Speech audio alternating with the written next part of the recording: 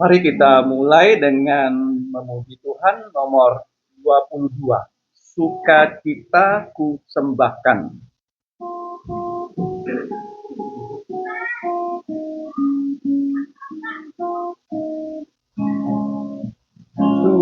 Satu, dua, tiga. Sukacitaku sembahkan hanya pada Tuhan. Jantungku bagaikan bunga mekar karena sinarnya. Awan maut ketakutan dienyahkan olehnya. Pada butuhnya cita jantungku digerakkan. Wanita saja. Wanita. 3, 2, 1.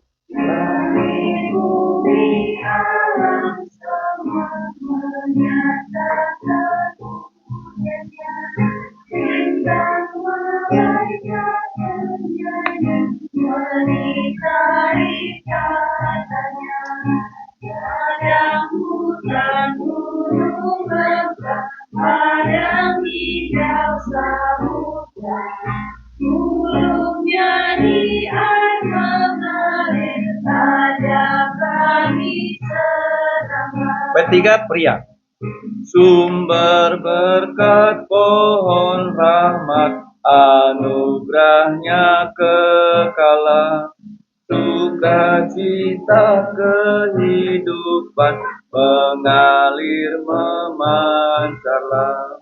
Anak Tuhan bersaudara hidup dalam kasih-Nya. Kita saling mengasihi dalam suka yang bakal. Sama-sama. Bintang fajar memuji Dia dan manusia berpadu. Dengan kasih Ia memerintah kita dipersatukan. Ku bernyanyi tak berhenti mengalahkan riuri yang membawa dalam hidung yang benar. Mari kita membuka Filipi pasal 4 ayat yang keempat saja. 4 ya. Filipi 4 ayat 4.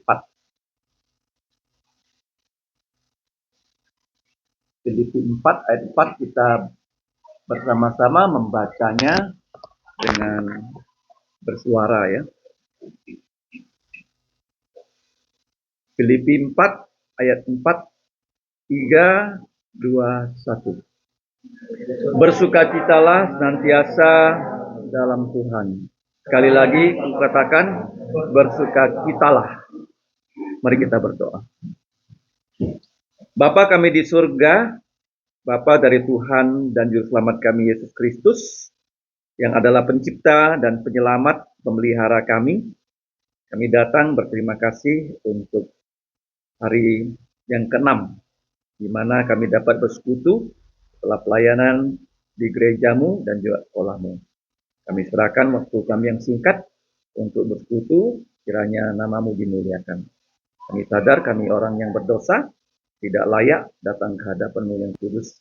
Karena itu ampunilah dosa kami dengan darah Yesus, sucikan kami, dan kami mohon Roh-Mu yang kudus menaungi kami agar kami dapat memperoleh karunia-karunia Roh Kudus untuk melayani Engkau. Kami juga mau berdoa untuk pengabar Injil Ajin yang sedang sakit di rumah sakit Pungkit, kiranya Engkau menyembuhkan dia.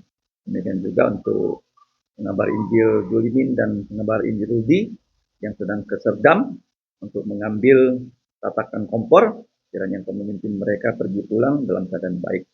Kami serahkan persekutuan kami, demikianlah doa kami dalam nama Tuhan Yesus. Amin. Di tangan kita sudah ada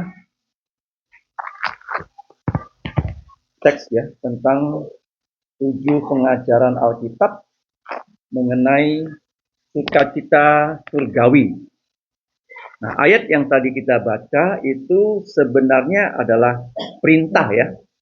Perintah bukan kepada satu orang, tetapi kepada semua orang. Bersukacitalah kamu semua. Kemudian karena ini perintahnya dalam bentuk perintah masa kini, artinya selalulah kamu semua bersukacita di dalam Tuhan. Kemudian diulangi lagi oleh Rasul Paulus, sekali lagi kukatakan, ya, kamu semua harus selalu bersukacita. Nah, sukacita di Alkitab itu sukacita yang diberikan oleh Allah, yang selama-lamanya. Kalau kita baca di Alkitab, dalam Mazmur 51, itu sukacita itu ada kaitannya dengan keselamatan dalam Tuhan Yesus. Ingat ya, ini bukan sukacita sementara di muka bumi. Ya, sejak manusia jatuh dalam dosa, nah sukacita surgawi ini sebenarnya sudah tidak ada lagi. Kecuali waktu orang itu percaya Yesus, maka sukacita ini diberikan kembali ya oleh Allah kepada orang yang sudah jatuh dalam dosa. Kalau kita melihat sejarah manusia, sudah 6.000 tahun. Itu sejarah manusia penuh dengan bukan sukacita, tapi duka cita. Penuh dengan air mata, bahkan begitu banyak berlumuran darah. Termasuk keluarga yang pertama, di mana Kain, abangnya yang sulung, itu membunuh adiknya yang bernama Habel. Nah, sukacita itu identik satu dengan keselamatan dari Tuhan. Ingat baik-baik ya. Sukacita identik dengan keselamatan dari Tuhan. Yang kedua, sukacita itu adalah hanya Tuhan yang bisa memberikan pada kita. Ini sukacita surgawi. Yang berikutnya, sukacita yang Tuhan berikan pada kita itu adalah bersifat kekal. Bersifat apa? Kekal. Nah, kalau kita baca di Alkitab, kita tahu bahwa sukacita itu kata yang penting di Perjanjian Lama dan Perjanjian Baru. Ada 3 kata yang mengajarkan kita tentang sukacita. Di Perjanjian Lama, itu kata yang pertama itu kata top. Ya. Top, ya. Top itu dalam bahasa Inggris menjadi paling puncak. Padahal bahasa Ibraninya artinya adalah baik. Baik. Kemudian kata kedua, itu dalam bahasa Ibrani, Perjanjian Lama, itu adalah seperti kata masak. Bahasa Indonesia kan masak, masak artinya matang ya. Nah, yang pertama top, yang kedua masak. Ya, gampang diingat ya, 2 kata itu. Nah, kalau kita lihat di Alkitab ya, yang banyak digunakan kata masak itu di kitab Mazmur. Kita apa? Ya, memuji Tuhan, dan juga kitab Yesaya. Demikian juga kitab Amsal ya. Nah, sedangkan di Perjanjian Baru, nah kata Yunani dalam bahasa Yunani itu ada hubungannya dengan kota yang terkenal di zaman purba, Kairo. Kairo itu ibu kota Mesir. Nah, Kairo itu artinya apa? Saya selalu bersukacita. Jadi 3 kata ini ya, harap diingat ya. Yaitu yang pertama, top. Yang kedua, masak. Yang ketiga, Kairo. Ya, begitu gampang diingat. Nah, kalau kita melihat, ada 7 pengajaran yang saya rangkum kembali dan saya beri akronim dengan A, B, C, D, E, F, G. Ya, secara singkat, mari kita lihat kenapa A. A itu sukacita surgawi, baik itu top, masak, dan Kairo, itu asalnya hanya dari Allah saja. Mengapa bisa? Kalau kita lihat di sini, manusia yang sudah jatuh dalam dosa, sudah tidak memiliki sukacita yang sempurna seperti ini. Kenapa? Karena hanya dengan Injilnya Yesus yang kita percayai, maka kita diberi kembali ya sukacita surgawi ini. Karena kabar baik sukacita itu, ya Yesus yang pertama sudah mati untuk dosa kita. Sehingga kita yang harusnya mati tidak lagi ya akan dihukum mati di neraka. Yang kedua, Yesus bukan hanya mati, dia dikubur, kemudian Yesus ya dibangkitkan dari kematian, bahkan dia menampakkan diri ya kepada para muridnya. Nah, asalnya dari Allah saja dan Allah memberikan kepada barang siapa yang percaya kepada Tuhan Yesus. Kita lihat ayat kuncinya adalah Yohanes 15:11. Di situ dikatakan, semua itu kukatakan kepadamu, ya, kepada kamu semua, yaitu kita semua, ya, bukan hanya pada satu dua pribadi, supaya sukacitaku ada di dalam kamu semua dan sukacita kamu semua menjadi penuh. Nah, di Alkitab itu ada dua kejadian, ya, yang memberitahu kita bagaimana Allah mengembalikan, ya, sukacita kepada orang yang kehilangan, ya, sukacita karena dosa. Yang pertama itu di Lukas 15, ada seorang bapak yang putra bungsunya hilang. Kenapa? Karena putra bungsu ini meminta harta sebelum bapaknya mati, kemudian harta itu, ya, dijual semuanya, dijadikan uang kontan, dan putra bungsu ini pergi, ya, ke negeri yang jauh. Kenapa negeri yang jauh? Karena dia mau berbuat dosa, mau berfoya-foya. Tetapi setelah itu dia menyesal karena dia asalnya dari keluarga kaya, tapi di tempat dia merantau uangnya habis, tidak bisa dapat kerja. Dia hanya mendapatkan kerja sebagai penjaga babi, dan dia harus memberi makan kepada babi.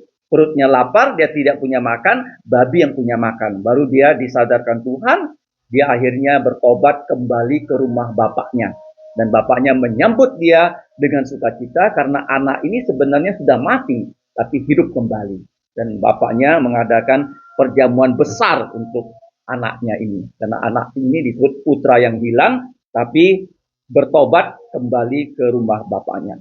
Itu peristiwa yang pertama. Peristiwa kedua ada di Lukas 19. Tadi di Lukas 15 ada seorang bernama Zakius, di mana dia pencinta uang. Dia adalah kepala pungut cukai yang sering, ya, mencukai pajak di atas kewajaran, sehingga dia menjadi orang yang kaya raya. Tetapi Yesus yang memberikan dia sukacita keselamatan, sehingga Zakius ini akhirnya bagaimana? Dia bertobat. Dia berkata pada Yesus bahwa seluruh hartanya yang banyak akan dibagi dua. Dia akan jual separuh hartanya, dia akan berikan pada orang miskin. Sedangkan kalau dia pernah menipu orang, dia akan mengganti, ya, 4 kali lipat. Itu sesuai dengan hukum perjanjian lama. Nah, seperti kita juga, waktu kita belum percaya Yesus, kita juga diperhamba oleh dosa. Tetapi setelah kita percaya Yesus sungguh-sungguh, maka bagaimana? Tuhan Yesus yang membebaskan kita dari perhambaan dosa, sehingga dia memberikan kita sukacita keselamatan, dan di mana sukacita keselamatan itu tidak akan pernah hilang lagi di dalam kehidupan orang percaya.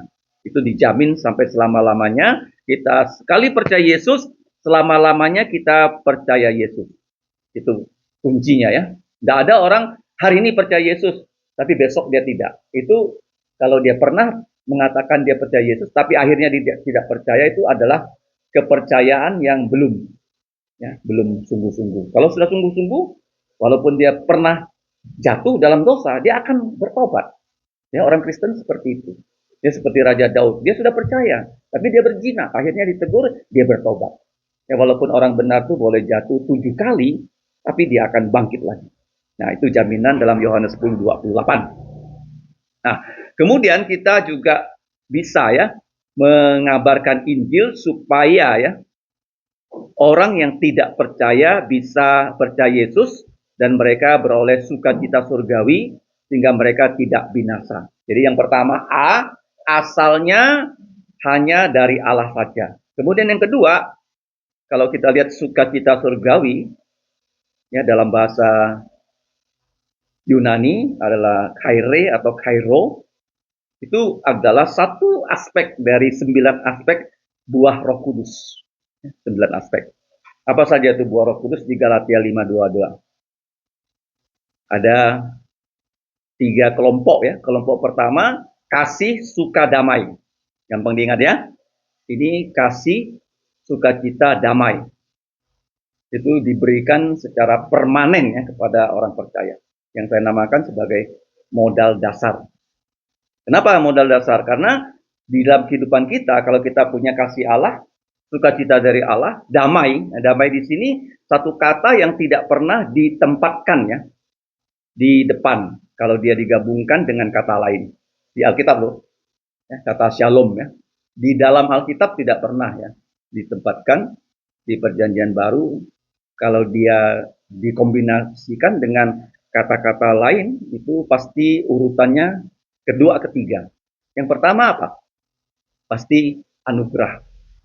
Setelah itu rahmat. Baru ketiga damai.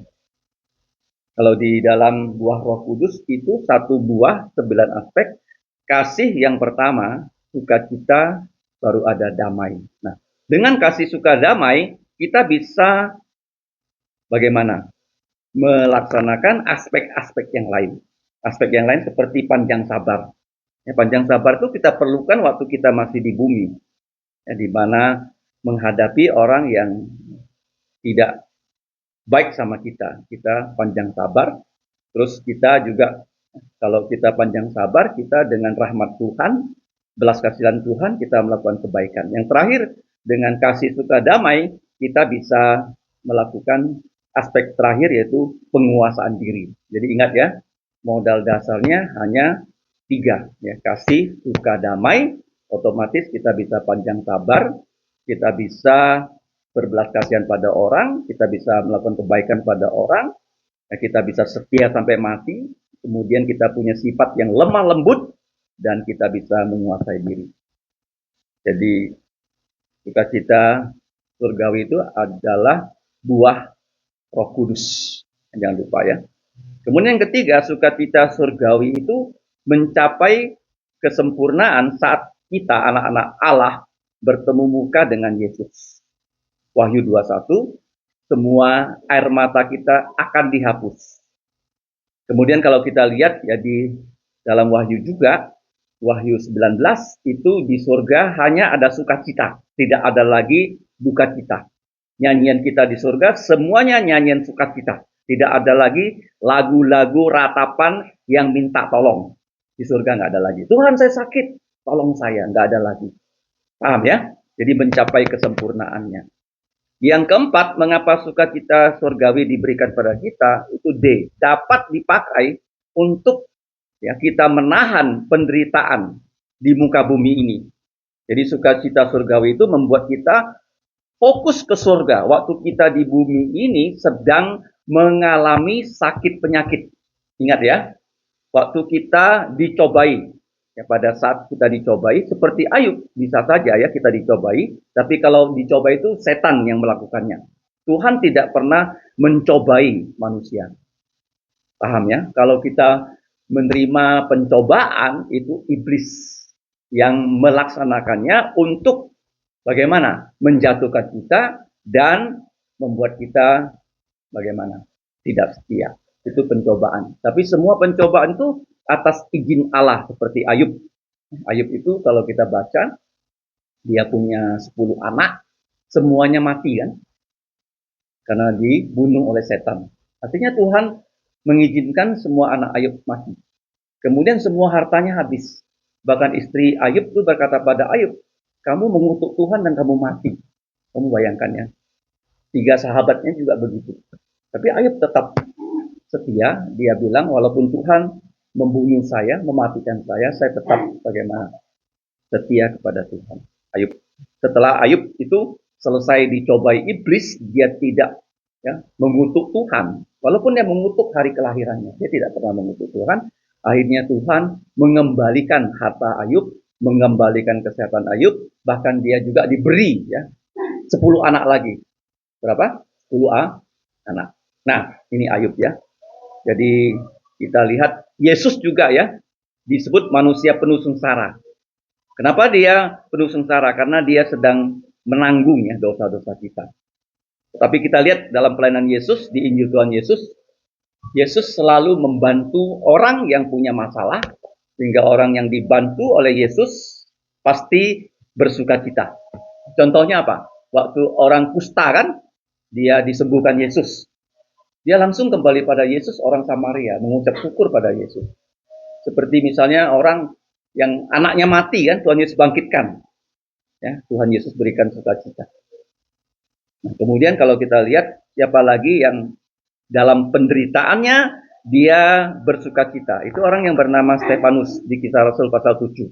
Waktu dia mau dilempari batu, ya, dia melihat langit terbuka dan dia melihat Yesus ya, ada di surga dan Yesus sedang berdiri menyambut dia. Padahal dia sedang kesakitan ya, dilempari batu dan sebentar lagi dia akan mati.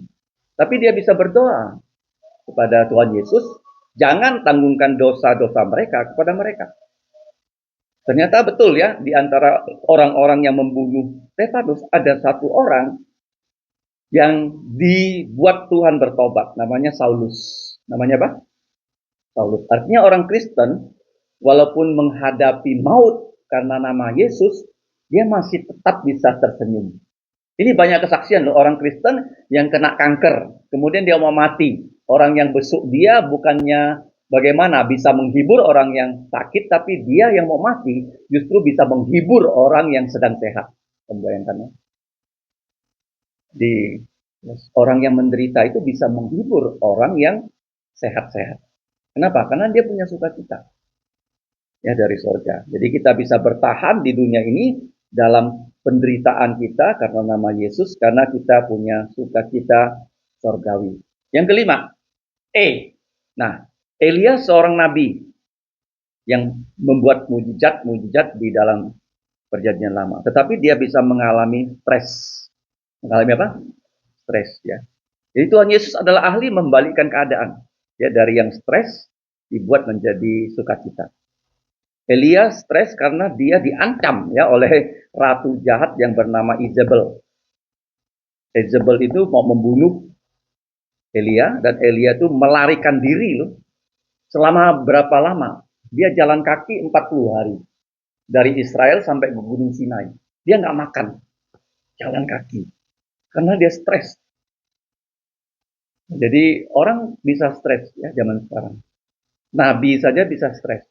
Hamba Tuhan bisa stres. Guru bisa stres. Ya kan? Nah, tetapi yang stres itu ya, bagaimana nanti kita lihat ya, obatnya apa? Ya, poin yang keenam ya. Yesus juga pernah sangat sedih. Di mana? Di Getsemani. Jadi waktu Elia itu stres, Tuhan bagaimana membuat dia tidak stres? Tuhan berbicara pada dia loh. Bukan pada saat ya terjadi gempa yang hebat Tuhan berbicara, bukan. Pada saat angin sepoi-sepoi basah, Tuhan ngomong sama dia. Karena dia menganggap ya di Israel itu semua orang sudah tidak percaya itu. Hanya dia sendiri yang setia. Nah, dia menganggap dia sendirian yang melawan nabi-nabi palsu. Tapi sebenarnya Tuhan mengatakan dia ada 7.000 orang yang masih tetap setia. Kemudian ya Tuhan membuat dia pindah ya, ke tepi sungai dan dia minum dari air sungai itu karena pada saat itu sedang Tuhan hukum bangsa Israel dengan kelaparan. Dan dia mendapatkan kiriman makanan dari burung gagak. Burung apa? Ya, jadi gagak itu kasih dia makan tiap hari. Dan airnya dari air itu. Sampai airnya kering, dipindahkan lagi dia ke rumah siapa? Rumah janda. Miskin. Janda apa? Miskin. Jadi kita lihat ya, kita yang stres, Tuhan yang bisa mengatasi ya ketekanan kita. Yesus juga sangat sedih di Taman Getsemani. Para murid sangat sedih waktu Yesus mati, tetapi para murid senang sekali waktu berjumpa dengan Yesus yang sudah bangkit dari kematian. Itu seperti seorang ibu yang sakit waktu dia sedang hamil dan melahirkan anak. Sakit sekali. Jadi kalau kita lihat ada yang sudah pernah jadi ibu, pasti bisa bersaksi. Tapi setelah anaknya lahir, dia mengalami sukacita. Nah, kalau kita baca di Mazmur 51:14, sukacita surgawi ada kaitannya dengan keselamatan dan iman kita kepada Yesus. Mari kita baca sama-sama. Bangkitkanlah kembali padaku kegirangan karena selamat yang darimu. Dan lengkapilah aku dengan roh yang rela ataupun roh yang bersukacita. Kenapa? Karena Daud pada saat itu dia sudah ditegur dosanya karena dia mengambil istrinya orang membunuh suami orang dan dia berbohong kepada rakyatnya. Tetapi dia ditegur oleh Nabi Nathan dan dia bertobat. Nah, Mazmur 51 inilah doa dia. Jadi dosa bisa membuat sukacita kita hilang. Tapi karena dia bertobat, Tuhan mengembalikannya sukacitanya kepada Raja Daud. Nah, seperti Paulus dan Barnabas di malam hari, mereka dipenjarakan setelah dipukul babak belur, tetapi di penjara di kota Filipi mereka bernyanyi, bersukacita, hingga apa yang terjadi? Seluruh pintu penjara dibuka oleh Tuhan dengan gempa bumi. Jadi waktu itu kepala penjara sudah mau bunuh diri karena zaman itu tidak ada listrik. Kepala penjara menganggap kalau pintu penjara sudah terbuka pasti tahanan-tahanannya lari. Tapi sebelum dia membunuh diri, Paulus dan Barnabas mencegah dia. Terus dia bertanya pada Paulus dan Barnabas, apa yang harus kuperbuat? Jadi dalam ayat yang terkenal yang kita pasang di depan gerbang masuk, Kisah Rasul 16 ayat 31. Apa bunyinya? Percayalah kamu kepada Tuhan Yesus Kristus, maka kamu bukan akan selamat loh, akan diselamatkan. Ya, aslinya diselamatkan kamu dan seisi rumahmu. Jadi pada malam itu, kepala penjaranya percaya Yesus, seluruh keluarganya percaya Yesus. Ini sukacita yang paling tinggi yang bisa dialami oleh seorang pelayan Tuhan. Jadi kalau kita mendidik anak di sekolah, kalau sampai dia percaya Yesus, itu sukacita kita paling tinggi. Paham? Paling apa? Tinggi. Ya, dia diangkat jadi anak-anak Allah. Jadi guru tuh bukan hanya senang kalau muridnya dapat nilai 100. Itu bagus, tapi yang paling penting mereka yang dari pendidikan di sekolah, guru-guru bisa mendoakan mereka dan mereka bisa datang ke gereja hari Minggu dan mereka bisa percaya Yesus, bahkan nanti bisa bawa orang tua mereka percaya Yesus. Upah kamu tuh besar di surga. Di mana? Besar di surga. Inilah kelebihan dari sekolah Kristen daripada sekolah-sekolah lain. Ya. Bisa menjadi pengabar-pengabar Injil. Nah, kita lihat di Mazmur 36, apa bunyinya? Di malam hari ada tangisan, di pagi hari ada nyanyian. Di malam hari ada apa? Tangisan, di pagi hari ada nyanyian. Ya. Nah, sekarang kita lihat yang berikutnya. Jangan biarkan sukacita kita itu dikikis oleh apa? Dua hal loh, dosa. Ya, Daud itu sukacitanya hilang karena dia berzina, dia membunuh, dia berbohong. Tapi dia bertobat. Kemudian jangan buat sukacita kita itu hilang karena masalah. Ini penting sekali ya. Waktu kita sakit, sukacita kita hilang.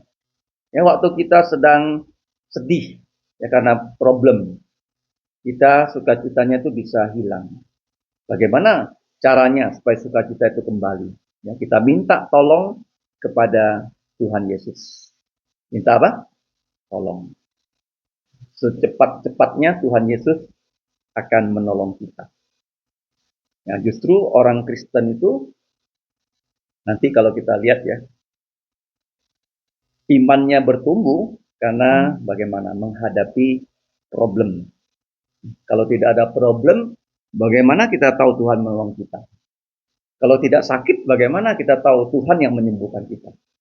Kalau tidak kekurangan, bagaimana kita tahu Tuhan yang menyediakan apa yang kita perlukan? Pasti demikian ya. Sebagai guru, ada yang sakit, ada yang memerlukan pertolongan Tuhan.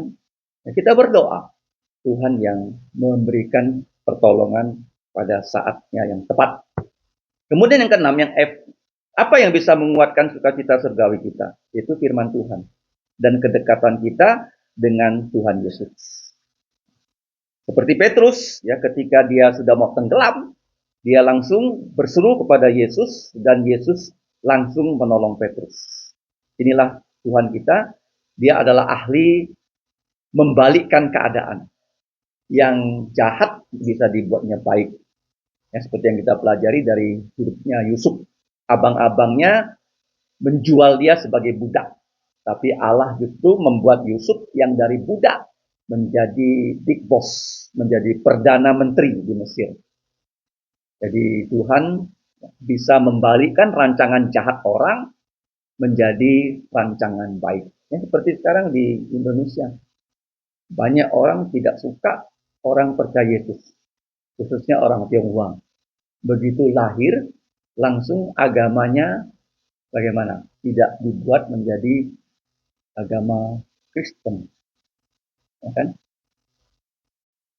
Tidak dibuat demikian, kan? Itu merupakan satu perjuangan kita, bahwa mereka ya yang sudah percaya Yesus dari kecil, yang sudah dibaptis, kita harus menolong mereka supaya di kakak-kakak mereka itu namanya tercantum dengan agama yang sesuai dengan surat baptis. Kalau tidak sesuai surat baptis, mereka akan dididik dengan ajaran yang bukan dari Alkitab. Ini terjadi di pelayanan kita di sini, di CMC. Jadi anak ini sebelumnya begitu rajin, setelah itu dia bersekolah, dan karena di kakaknya agamanya bukan Kristen, akhirnya dia tidak bisa ikut pelajaran agama Kristen. Sehingga dia tidak lagi ke gereja. Beberapa anak. Nah, jadi kita minta perhatian ya, dari kita, dan juga kita minta pertolongan Tuhan ya, supaya Tuhan menolong. Nah, kemudian kita lihat ya, semakin kita dekat kepada Yesus, semakin kita bersukacita. Bagaimana kita bisa dekat dengan Yesus? Bagaimana kita bisa dekat dengan Allah? Allah kan roh, nggak nampak. Yesus kan di sorga, kita nggak nampak. Caranya hanya satu, bahwa kita memiliki apa? Firman-Nya. Kalau kita rajin membaca firman, itu berarti kita dekat dengan Allah kita. Nah, karena kita kalau tidak membaca firman, ya kita nggak bisa dekat dengan Dia. Jadi kita tahu ya, kita mau selalu membaca firman-Nya. Sewaktu-waktu, sebanyak mungkin kita membaca firman-Nya. Seperti di kantor kita. Kalau kita lihat di kantor kita, apa yang menjadi ciri khas? Yaitu stop kontaknya banyak kan. Di mana-mana kita bisa colok. Begitu banyak. Seperti ini juga ya, kita mau ya di mana-mana kapanpun ya kita punya HP kan. Nah, kalau kita punya HP, waktu kita buka HP jangan sampai kita buka HP program yang lain tapi tidak membuka Alkitab. Apa? Alkitab. Buka dan baca. Buka dan baca sesering mungkin, apa? Sesering mungkin. Ya, berarti kita dekat dengan Tuhan kita. Kemudian yang terakhir.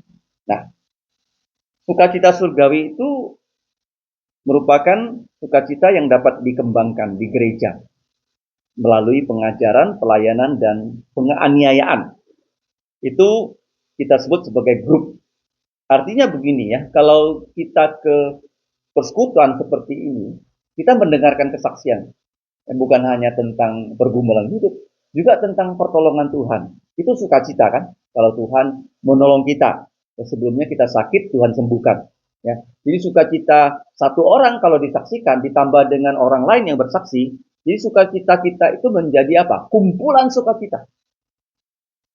Kumpulan apa? Sukacita. Seperti kalau kita lihat di Alkitab, ya, begitu banyak orang-orang ditolong Tuhan Yesus. Dan itu seperti api unggun. Bagaimana api sukacita itu bisa menyala lebih besar, itu kalau lebih banyak kayu ya kita taruh ke dalamnya. Kayu-kayu ini adalah identik dengan bagaimana kita masing-masing. Kita satu kayu, yang lain satu kayu. Ya kalau hanya 3 kayu, apinya kecil. Kalau di sini ada belasan kayu kan, maka api unggunnya makin besar. Paham ya? Jadi waktu kita mendengarkan pokok doa dan kesaksian, itu bisa menambahkan bagaimana sukacita kita. Karena Allah kita itu hidup dan Dia adalah Allah untuk semua orang percaya. Jadi ini penting ya, dalam persekutuan kita ada sharing dan ada pokok doa. Nah, kemudian kita lihat ya, hanya orang Kristen yang punya sukacita surgawi. Nah, kemudian orang yang punya sukacita surgawi ini memang mengalami penganiayaan, tapi itu akan memperkuat ya sukacita surgawi kita. Karena penderitaan di bumi ini nanti akan diganjar dengan hadiah dari Allah yang tidak terhingga. Yang terakhir, sukacita itu identik dengan diselamatkan oleh Yesus. Sukacita itu identik hidup kita disupport ya oleh Tuhan Yesus. Kemudian kita disemangati oleh Tuhan Yesus, ya, sehingga kita bisa bersyukur. Ya, baik-baik. Yang terakhir ya, kenapa kita bersukacita? Karena kita bisa mengucap syukur kepada Bapa Surgawi. Ya, makanya kalau kita di dunia ini bertemu dengan orang yang banyak ya, mengalami penderitaan, tapi mereka tidak punya sukacita surgawi. Hanya kita orang yang percaya yang punya sukacita dari surga. Kenapa? Karena kita punya imam besar agung yaitu Yesus. Ia hidup di bumi, pernah dicobai, tapi ia tidak pernah jatuh. Kita baca Ibrani 4 ayat 16 dan 15. Sebab imam besar yang kita punyai bukanlah imam besar yang tidak dapat turut merasakan kelemahan-kelemahan kita. Sebaliknya ia sama dengan kita, ia telah dicobai, hanya tidak berbuat dosa. Sebab itu marilah kita dengan penuh keberanian menghampiri tata kasih karunia, supaya kita menerima rahmat dan menemukan kasih karunia untuk mendapatkan pertolongan kita pada waktunya. Jadi kita tahu sukacita surgawi itu adalah kekal. Yang pertama asalnya dari Tuhan Yesus. Tidak ada pihak lain yang bisa memberikan kita sukacita surgawi. Sukacita dunia ini sementara saja. Seperti Musa, dia nggak mau sukacita sementara karena bagaimana? Dosa di Mesir. Tapi dia rela menjadi hamba Tuhan, bersama-sama orang Israel, rela menderita dan diganjar dengan sukacita surgawi. Asalnya hanya dari Yesus. B. Sukacita surga itu adalah buah Roh Kudus. Satu dari 9 aspek. C. Akan mencapai kesempurnaan kalau kita bertemu dengan Tuhan Yesus. D. Dapat kita pakai ya sukacita surga itu untuk kita menahan penderitaan kita di muka bumi ini. Kemudian E, kita lihat Elia bisa mengalami stres. Ya, tapi Tuhan menolong dia. Kemudian kita tahu bahwa kalau kita senantiasa membaca firman, maka sukacita kita bisa ditumbuh kembangkan, dan semakin kita dekat dengan Yesus, sukacita surgawi kita itu semakin bisa bertumbuh melalui firman. Yang terakhir, kita perlu bersekutu, karena sukacita surgawi itu berbentuk kolektif, ya, grup. Artinya kalau kita bertemu dalam pertemuan Kristenan, kita bersaksi dan kesaksian kita itu ya mengingatkan kita akan pertolongan Tuhan dan juga menguatkan orang lain yang mendengarkan ya, kesaksian dari kita. Tuhan selalu ya menolong kita. Seperti tadi yang terjadi, tiba-tiba penginjil Mung'en menelpon saya mengatakan bahwa pengabar Injil Ajin itu sakit. Orang Siantan tidak tahu dia berada di mana. Terus orang Siantan akhirnya mengatakan kepada pengabar Injil Mung'en bahwa penginjil Ajin itu dirawat di Yarsi. Di mana? Yarsi. Jadi dia sudah mau ke Yarsi, tetapi Tuhan memberikan hikmat supaya penginjil Rudi bisa langsung ke SMP 1. Ternyata waktu dia ke SMP 1, apa yang terjadi? Di situ sebelum jam 11 kan, hari Jumat kan belum bubar. Jadi guru di situ mengatakan kepada penginjil Rudi bahwa penginjil Ajin itu waktu di sekolah, dia demam, diukur tensinya tinggi, kemudian diantar ke Agustinus. Agustinus bilang ini harus dirawat inap, kemudian diteruskan dia dirawat di Rumkit. Di mana? Di Rumkit. Jadi kita tahu ya bahwa Tuhan menolongnya. Karena diberitakan selama dari semalam dia di WA nggak dijawab, ditelepon dan diangkat. Kan kita juga khawatir karena dia tinggal sendirian di Jampang. Tapi dengan demikian kita sudah tahu dia ada di mana, di Rumkit tadi sudah dibesuk oleh pengabar Injil Mung'en. pertolongan Tuhan kan. Tuhan selalu menolong kita. Nah, seperti tadi juga kita nggak tahu bagaimana mau mengangkut tatakan kompor. Istri saya bilang tatakan kompornya mau dibawa ke sini karena di dapur kita itu tatakan kompornya terlalu tinggi, kalau mau masak susah. Jadi ada tatakan kompor di rumah yang ukurannya standar, mau dibawa ke sini. Kalau mau nyewa pickup kan harus diatur. Tapi ternyata waktu kita membeli freezer, jadi hari ini beli freezer diantar. Dan tadi pagi saya bilang sama dia kalau antar saya pinjam pickupnya. Dia bilang boleh. Sebenarnya saya sudah mau antar dengan motor karena permintaan saya antar dengan pickup. Boleh nggak saya pinjam? Dia bilang boleh. Jadi tadi PI Julimin dan PI Rudi pergi ke Serdang ambil tatakan kompor. Tuhan selalu menolong kita. Paham? Kamu yang percaya Yesus, pasti ya kamu punya kesaksian bagaimana Tuhan menolong. Ya, karena kita anak-anaknya. Ya, nggak ada orang tua yang mau melihat anak-anaknya dalam keadaan susah nggak mau tolong, nggak ada, pasti. Guru yang baik juga melihat anak-anaknya dalam keadaan susah pasti ditolong. Paham ya? Jadi kita yang sudah percaya Yesus selalu mengalami pertolongan Tuhan. Dan kalau kamu saksikan, saya saksikan, itu seperti api unggun, ya, yang semakin menyemangati kita, ya, dalam perjalanan kita di dunia ini yang tidak bagaimana gampang-gampang, ya, banyak rintangan, banyak halangan, tapi Tuhan kita apa? Ahli membuat rintangan menjadi apa? Hasil. Membuat halangan menjadi hasil. Nah, begitu banyak kesaksian, bukan hanya 1, 2, 3. Ya, kita kekurangan waktu untuk menyaksikannya, kebaikan Tuhan. Mari kita berdoa. Bapa, kami bersyukur dan bersukacita karena Tuhan Yesus telah memberikan kami sukacita surgawi, yaitu sukacita kebangkitan Yesus dari kematian, di mana Tuhan Yesus dengan tubuh mulia berjanji akan memberikan kami sukacita sempurna ketika kami memiliki tubuh yang mulia, ketika kami bertemu muka dengan Tuhan Yesus Kristus. Dan tidak akan ada lagi duka cita yang akan kami alami. Semua air mata kami akan Engkau hapus. Tetapi sementara kami di muka bumi ini, Tuhan Yesus selalu mau menolong kami. Kami bersyukur Bapa untuk pelajaran rohani pada hari ini. Kiranya Engkau memimpin kami dan menolong kami. Kami juga berdoa untuk PI Ajin, mohon Kau sembuhkan dia, dan juga untuk tante dari saudari Indri yang sudah selesai dioperasi, Engkau juga pulihkan kesehatannya. Dan guru-guru yang dalam keadaan tidak fit kesehatannya, Engkau berikan kesehatan yang prima, tapi yang lebih penting, kami punya sukacita surgawi yang tidak akan pupus oleh problem-problem kami. Kami berdoa dan bersyukur dan mohon ampun atas dosa kami dalam nama Tuhan Yesus. Amin.